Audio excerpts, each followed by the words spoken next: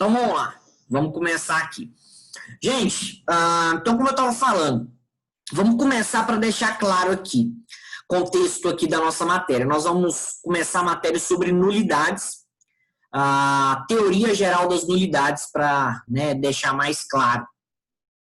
O que são essas teorias? O que é essa teoria geral das nulidades? A gente vai explorar o que seriam as nulidades, o conceito de nulidades, as principais características das nulidades, a classificação das nulidades, os princípios relativos às nulidades e como elas se aplicam no processo.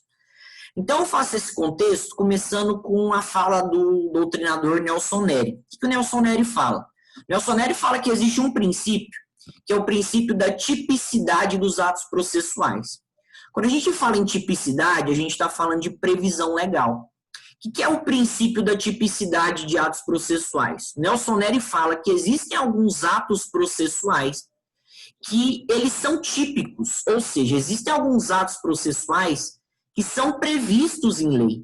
Ele diz que a lei, ela prevê determinados atos processuais a serem realizados. Mais do que isso, Nelson Nery diz que a lei estabelece algumas formalidades legais dentro de um processo. E o exemplo que eu dei é o seguinte: imagina um processo, a gente está tratando de processo penal, mas imagina qualquer processo, tirando o administrativo, né? Mas imagina um processo civil, um processo penal. É previsto ou não na lei que o réu deve ser citado? É previsto ou não na lei que deve existir a citação? É previsto. A lei prevê que deve acontecer citações. Para quê? Para que a parte contrária, né, no caso o réu, ele saiba daquilo que ele está sendo no processo penal acusado, ou no processo civil, para que o réu tenha a oportunidade de se defender daquilo que foi alegado pelo autor. Beleza. Mas pode acontecer, e aí eu trago essa pergunta aqui para vocês, pode acontecer no processo de uma formalidade legal ser desrespeitada? Pode acontecer no processo de uma formalidade legal não ser cumprida? Pode acontecer no processo de um ato processual ser violado? E aí, voltando a esse exemplo que eu dei, pode acontecer no processo de uma citação ser inválida? Pode acontecer em um processo em que o juiz seja incompetente? Pode acontecer, por exemplo, no processo que uma denúncia ela não seja instruída de maneira correta, ela não respeite as formalidades legais, vide artigo 41 do CPP. O que vocês acham? Há possibilidade, sim. Há possibilidade, certo? Então, o que acontece? Quando dentro de um processo, uma formalidade legal inerente a ele, quando dentro de um processo, um ato processual ele é desrespeitado, ele é violado, cabe ao Estado, e aí eu falo o Estado juiz, impor uma sanção, uma penalidade dentro daquele processo para a parte que tenha causado. Basicamente, então, o que seriam as nulidades? As nulidades seriam penalidades, seriam sanções aplicadas dentro de um processo quando alguma formalidade legal é desrespeitada. Traduzindo e falando na linguagem mais simples do mundo, o que são nulidades? Nulidades são defeitos, são vícios que atacam o processo. As nulidades nada mais são do que uma consequência de um defeito processual. São uma consequência de um vício que acontece dentro de um processo. Ou seja, quando o processo apresenta algum tipo de defeito, algum tipo de vício, aquele ato ou todo o processo tem que ser anulado. E a gente, ao decorrer do desenvolvimento da nossa matéria, vocês vão perceber o seguinte, que a nulidade ela pode recair sobre um ato isolado ou a nulidade pode recair sobre todo o processo. Depende de qual momento acontecer aquela nulidade. Beleza? Então, bacana. Vamos prosseguir. Nesse sentido, e falando sobre as nulidades, sobre vícios, defeitos processuais, As nulidades, elas recebem uma classificação e elas podem ser classificadas de acordo com a gravidade dos defeitos, de acordo com a gravidade desses vícios. E aí as nulidades são classificadas em 4. Nulidades absolutas, nulidades relativas, irregularidades ou também, no caso, o vício de inexistência, tá? Então, são 4 classificações para as nulidades. As nulidades podem apresentar 4 classificações, 4 vícios. Nulidade absoluta, nulidade relativa, irregularidades e inexistência. Vou começar do menor para o maior, beleza? Então, vamos lá. Irregularidades. Irregularidades são vícios, são defeitos pequenos, são defeitos ínfimos que não alteram o conteúdo do processo. As irregularidades são defeitos formais, sim, são defeitos que atacam a formalidade legal do processo, mas que são defeitos que não viciam e não prejudicam o conteúdo e nem a marcha processual. São defeitos que simplesmente podem ser ignorados e não comprometem o processo. As irregularidades, então, são vícios de pequena importância que não comprometem e nem prejudicam o processo. Apenas acontece um desrespeito a uma formalidade. Vou dar um exemplo para vocês. Juiz tem prazo, quando eu falo tem prazo, assim, está previsto em lei prazo para o juiz dar sentença criminal? Tem previsão de prazo para juiz dar sentença? Tem. Tem ou não? Tem, não tem? Sim. O juiz tem prazo para dar uma sentença. Então, vamos colocar como regra geral, né, previsto na lei, o juiz tem um prazo ali de 10 dias para proferir a sua sentença. Agora eu pergunto para vocês, juiz segue prazo, gente? Dificilmente. Juiz segue prazo, gente? Não, não. Seja isso. A Giovana falou jamais, não. Justamente, o juiz não segue prazo. Porque vocês já devem ter visto, em teoria geral do processo, né, o processo civil, que os prazos para os juízes, eles são impróprios, né? O juiz, ele não fica limitado ao prazo, ele pode extrapolar aquele prazo, ou seja, os prazos para os juízes, justamente, a Cássia falou que prazo impróprio, eles não sofrem preclusão, certo? O juiz, ele tem prazo impróprio, ou seja, não sofre preclusão naqueles seus atos. Então, imagina que um juiz, vamos colocar aqui, vamos ser tranquilo, vamos pegar um juiz assim, que é mais rápido. Vamos supor que um juiz profere uma sentença com 30 dias. Houve desrespeito de uma formalidade legal. O juiz tinha que ter proferido a sentença em 10, ele ultrapassou e foi dar a sentença com 30 dias. Houve um desrespeito da forma, houve um desrespeito da formalidade legal prevista em lei? Houve. Só que esse desrespeito, essa formalidade legal é mínima. Não teve prejuízo nenhum para o processo. Não teve prejuízo nenhum, digamos assim, para o conteúdo processual ou para as partes. Ou seja, as irregularidades são defeitos ou vícios processuais em que o desrespeito à formalidade legal é mínima, o defeito é de pequeníssima importância, sem comprometer o processo, sem causar prejuízo ali ao processo. Acontece simplesmente uma mínima ou um mínimo desrespeito à formalidade legal. Ou seja, como não compromete o processo, a irregularidade ela nem é considerada. O processo segue. Ou seja, juiz demorou mais de 10 dias para dar a sentença, beleza. Processo segue, toca em frente, nada demais. Apenas uma irregularidade. Beleza? Vamos lá. Alguma pergunta, gente? Não deu. Não. Quem tiver alguma pergunta, pode interromper a hora que vocês quiserem. Seja no chat aí, ou seja falando também aí no áudio. Vamos lá. Próxima classificação das nulidades. Mercado 1. Oi? Mercado 2. Não entendi, gente. Vamos lá. Próxima classificação das nulidades. Tá dentro da palavra. Vamos lá.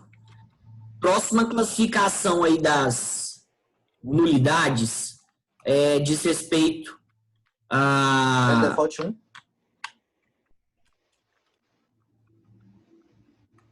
Vamos colocar aqui. Rapidão, gente. Vamos lá. Desliguei aqui. Só porque estava dando eco, tá, gente? Qualquer pergunta aí, vai falando comigo vai falando aqui pelo chat, vai escrevendo aqui para não ter problema. Vamos lá, então. Próxima classificação aqui das nulidades, depois das irregularidades, nós temos as nulidades relativas. O que são as nulidades relativas? As nulidades relativas são vícios, são defeitos processuais de gravidade intermediária, a gravidade é maior do que as irregularidades. As nulidades relativas, então, são defeitos, são vícios processuais que apresentam uma gravidade relevante, né, uma pequena gravidade, sendo que as nulidades relativas, elas podem causar prejuízo para as partes. As nulidades relativas, elas podem causar prejuízo para as partes. Só que um detalhe. As nulidades relativas são vícios, são defeitos que decorrem de desrespeito à lei infraconstitucional. Lembrando, então, reforçando, as nulidades relativas são vícios, são defeitos que atacam, tá, legislação infraconstitucional, que atacam leis ordinárias. Então, as nulidades relativas são vícios, são defeitos processuais que desrespeitam algo que está previsto, por exemplo, no Código Penal, ou algo que, por exemplo, é previsto no Código Processual Penal. Então, as nulidades relativas são vícios, são defeitos que decorrem da violação à legislação infraconstitucional, ou seja, leis ordinárias. Exemplo, nulidades relativas são aquelas que, por exemplo, desrespeitam o Código de Processo Penal. Vou dar um exemplo para vocês. Incompetência territorial. Como assim incompetência territorial? A gente sabe que lá no artigo 70, gente, o juiz que é competente para julgar o processo é o juiz do lugar da infração, certo? Artigo 70 do Código de Processo Penal, teoria do resultado. O juiz, a competência é fixada pelo lugar da infração. Então, imagina, por exemplo, que, vamos supor que nós estamos em sala de aula em Goianésia. E vamos supor que algum de vocês, algum dos alunos da sala, vai e me injuria. Vamos colocar aqui nenhum aluno, vamos colocar o Cleide, beleza? Vamos colocar o Cleide para ficar melhor, não comprometer ninguém nessa. Vamos colocar um namorado, né? Imagina que o Cleide, dentro da sala de aula, ele está lá acompanhando, né, a sala de aula, e vamos supor que o Cleide, ele me injuria. Vamos supor que o Cleide, dentro da sala de aula, em Goianésia, ele fala o seguinte: ô Leonardo, você é um vagabundo, você é um safado, você é um ordinário, você não vale nada, você, enfim, é o pior professor da face da terra, e eu não quero ver a sua cara, porque só de ver sua cara ele me dá nojo. O que ele fez nesse momento? Ele cometeu um crime, cometeu o crime de injúria. O crime de injúria foi cometido aonde? Em Goianésia. Qual que é o local competente ou qual que é o lugar da infração? Goianésia. A gente sabe que os crimes contra a honra são de ação penal privada. Eu teria que oferecer a queixa-crime contra o Cleide aonde? Em Goianésia, certo?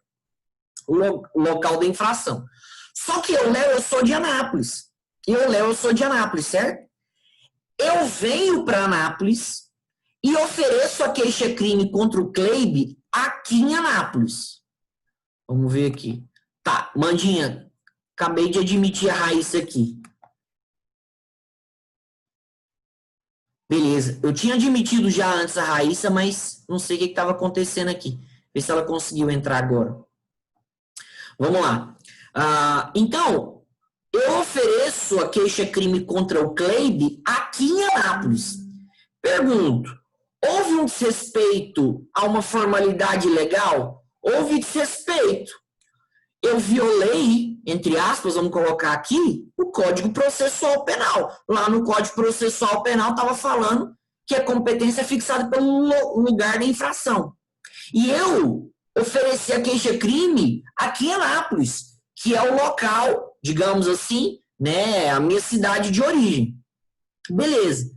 O juiz aqui de Anápolis, eu pergunto para vocês, o juiz de Anápolis, ele é competente para julgar esse processo? O juiz aqui de Anápolis é competente para julgar esse processo? Não. Certo? Não. Só que nesse caso, o que acontece é uma incompetência territorial. O que acontece é uma incompetência territorial. Quem foi prejudicado nesse caso, vamos colocar assim, não foi o processo. O prejudicado nesse caso foi a outra parte. O prejuízo foi em relação à outra parte, foi em relação ao Cleibe. Então, nesse caso, quem que teria que apresentar e falar o seguinte, olha, senhor juiz, houve uma nulidade. O senhor não é um juiz competente. O juiz competente é o doutor Decildo, lá de Goianésia. O Cleibe, certo? Só que pode acontecer também a seguinte situação.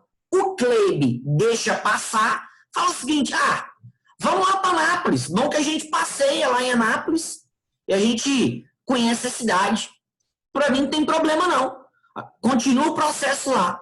O que acontece nesse caso? A competência é prorrogada. Porque, e aí eu vou chegar lá, tem um prazo para se alegar a nulidade. Então vamos completar aqui em relação às nulidades relativas. A nulidade relativa, ela é um vício, ela é um defeito processual de gravidade intermediária que compromete o interesse da parte contrária. Lembrando que na nulidade relativa, o que é desrespeitado é a legislação infraconstitucional. Só que o que acontece? A nulidade relativa, ela é um defeito sanável.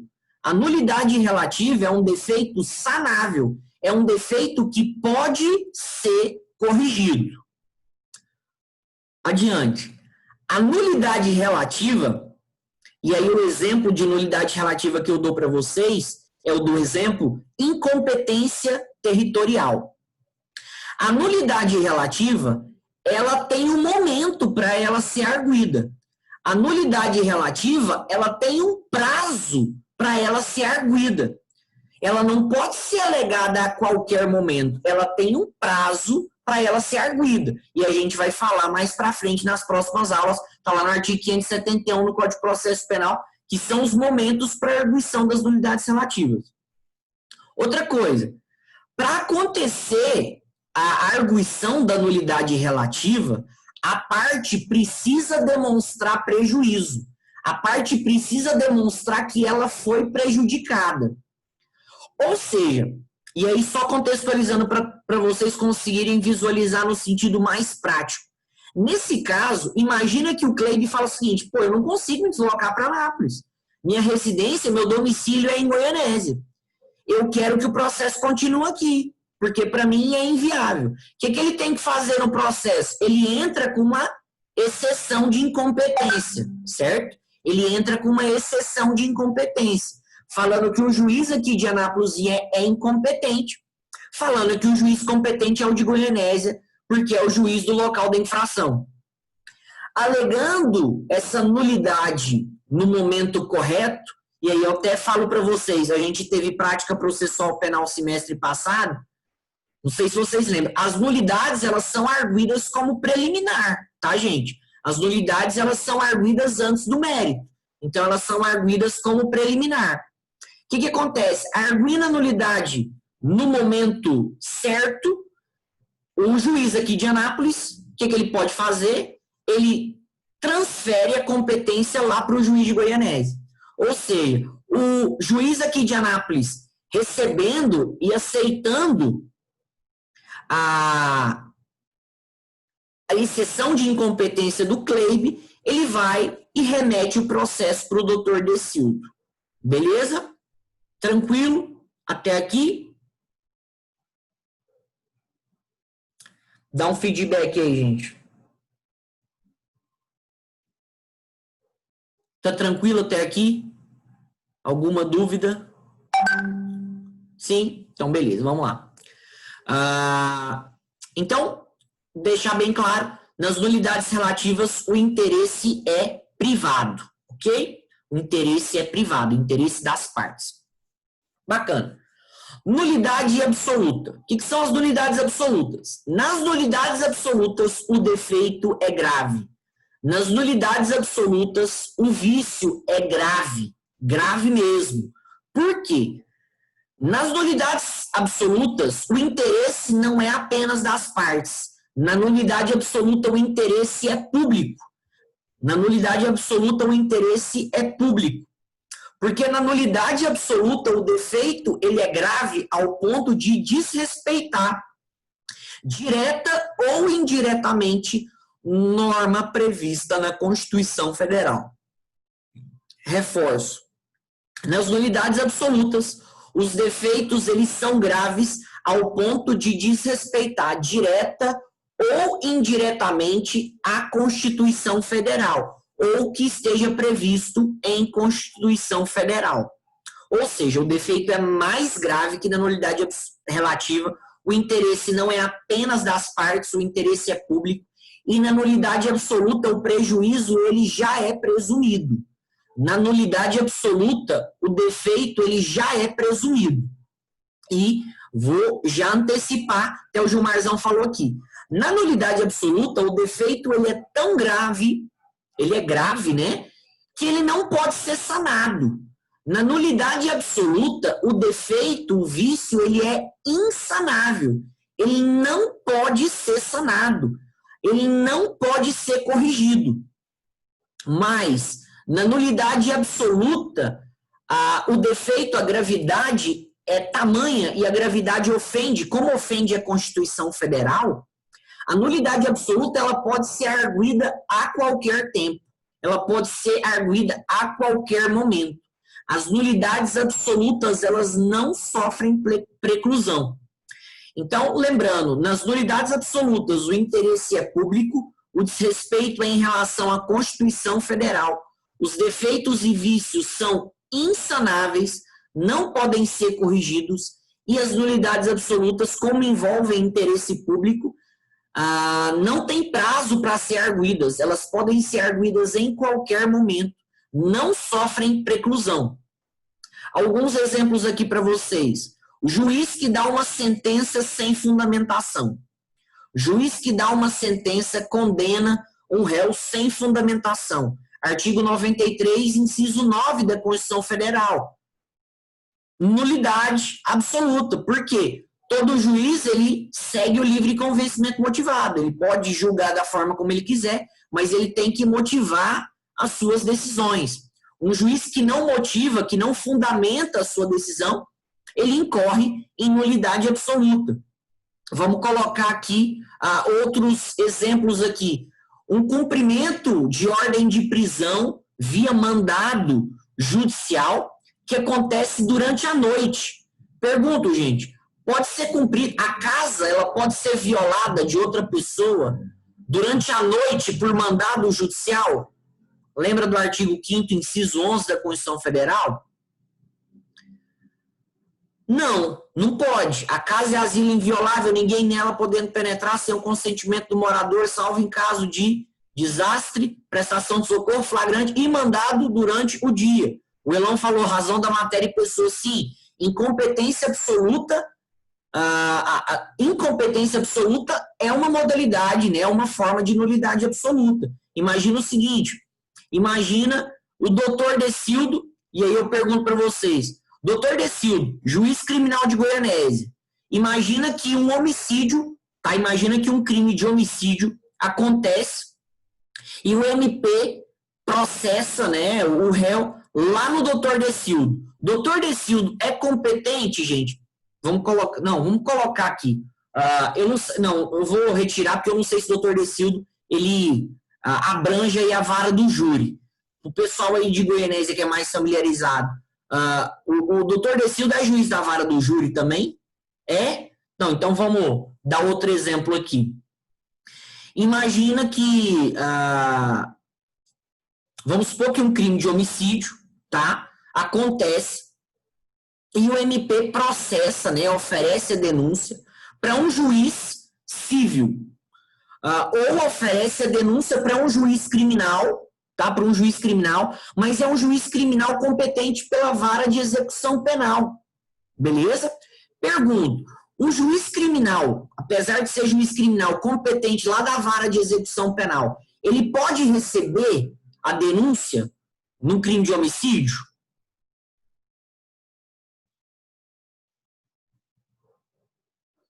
Não. Por quê? Porque o crime de homicídio, ele é um crime doloso contra a vida. Quem julga o crime de homicídio, quem tem que julgar, é o tribunal do júri. Então, o juiz competente tem que ser o juiz responsável pela vara do tribunal do júri. Vamos colocar outra situação. E aí nós estamos falando que o Elon perguntou. Incompetência em razão da matéria. Vamos uma incompetência absoluta em razão da pessoa aqui. Presidente da República, gente, que comete um crime comum. Presidente da República que comete um crime comum. É oferecida a denúncia contra ele lá no Senado Federal. Pode ou não? O Senado é competente para julgar o presidente da República em caso de crime comum? Lembrando aqui um pouquinho de constitucional. Não. Presidente que comete crime comum é julgado pelo STF. Presidente que comete crime de responsabilidade é julgado pelo Senado Federal. Ou seja, incompetência em razão da pessoa. Sendo incompetência absoluta, é causa de nulidade absoluta. Vamos colocar aqui outras situações aqui. A pessoa é presa, tá? A pessoa é presa e não avisam o advogado dela, não avisam a família dela. É caso de nulidade absoluta? Sim, porque está previsto na Constituição Federal que o advogado tem direito, que o réu, né, no caso, a pessoa que foi presa tem direito a avisar os familiares, ao advogado. Vamos colocar uma situação aqui. A súmula vinculante número 11, que envolve algemas, tá? As algemas, gente, um preso, ele obrigatoriamente ele tem que ser algemado? Obrigatoriamente tem que se colocar algemas naquele preso? Não. A súmula vinculante número 11 fala que deve-se utilizar algemas somente quando absolutamente necessário, quando houver risco de fuga ou oferecer perigo para os condutores ou para as outras pessoas. Sendo que, se as algemas forem utilizadas em outra situação diferente dessas, o que acontece com o ato? Nulidade. Nulidade. E aí, no caso, nulidade absoluta. Beleza? Então, bacana. As nulidades absolutas, então, apresentam esses defeitos graves, não podem ser sanados, não podem ser corrigidos, violam direto ou indiretamente norma constitucional, o interesse é público, não sofrem preclusão, podem ser alegados a qualquer momento. Outro detalhe que eu esqueci de falar para vocês. Enquanto na nulidade relativa é a parte que tem que alegar a nulidade, na nulidade absoluta, ou nas nulidades absolutas, o juiz declara de ofício. Nas nulidades absolutas, o juiz declara e deve declarar de ofício a nulidade absoluta, porque justamente o prejuízo ele já é presumido. Então, na nulidade absoluta, e aí só deixar claro para vocês, a parte ela não precisa arguir nulidade. O juiz deve declarar de ofício a nulidade absoluta. E aí, só deixar claro aqui para vocês. Existe uma divergência doutrinária